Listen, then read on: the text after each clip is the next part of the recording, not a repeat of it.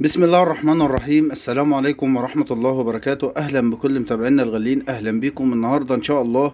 زي ما باين في عنوان الفيديو وزي ما باين قدام حضرتك، معانا النهاردة تردد قناة مكسبي على القمر الصناعي نيلسات. طبعا احنا عارفين باقة قنوات مكسبي هي كانت باقة جميلة جدا، كانت باقة موجودة على القمر الصناعي نيلسات، كانت بتبثلنا طبعا جميع دوريات العالم على القمر الصناعي نيلسات. وطبعا الباقة دي كانت مكونة من عدة 4 قنوات، وطبعا كان في سبورت 1 وسبورت 2 وسبورت 3 وسبورت 4. النهاردة بعد غياب طويل تم عودة باقة قنوات مكسبي مرة أخرى. النهاردة هنبدأ مع بعض نتعرف ازاي ان احنا ننزل الباقة دي مع بعض بكل سهولة. كل اللي عليك ان انت تتابعني وتتابع معايا الفيديو ده للنهاية.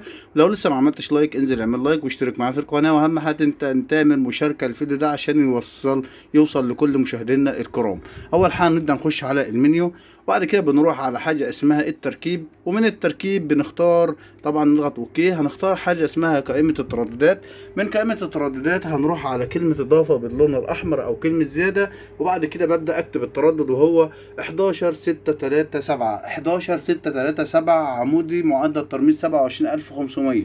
طيب حضرتك لو جيت تنزل التردد ده ولقيت ان التردد ده مش جايب اشارة، اعرف ان التردد ده ان هو عمره ما هيجي عندك، عشان التردد ده وهو حزمة شرقية. يعني لو انت من مصر تقدر تستقبل التردد وبأعلى اشارة زي ما انت شايف كده. اما لو انت من تونس او المغرب او الجزائر او شمال ليبيا، طبعا هتوجد في صعوبة في استقبال التردد، عشان للأسف التردد حزمة عامة، وان شاء الله هيتم تغيير التردد الى حزمة عامة، وهيكون التردد عليه 4 قنوات. اما حاليا التردد عليه تردد قناة واحدة. خلاص كده ضفنا التردد، هنعلم علامة الصح، وبعد كده بنروح على زر البحث، وبعد كده بنخلي اول واحدة غلق، وبعد تاني واحدة خليها مجانية، تالت واحدة بخليها التلفزيون، وبعد كده بضغط اوكي. مباشرة بيبدأ يعمل عملية اللي هو بحث عن التردد. زي ما انت شايف كده هيبدأ لحظات قليلا، وهيبدأ ان هو ينزل معايا عبارة عن 31 قناة. بضغط على كلمة حفظ. يلا بينا نروح نشوف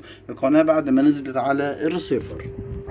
وبعد ما نزلنا القناة على الريسيفر بنبدأ ندور عليها في ضمن القنوات اللي نزلت معانا. زي ما انت شايف كده هبدأ ادور على القناة، تلاقيها نازلة تحت اسم مكسبي، عشان الناس اللي بتكذب في الخبر ويقول لك لا يا عم القناة مش نزلت، ده اسم مكسبي. طبعا زي ما حضراتكم شايفين بالقناة بتقنية الاتش دي، لازم يكون عندك ريسيفر اتش دي عشان القناة تشتغل عندك زي ما انت شايف كده.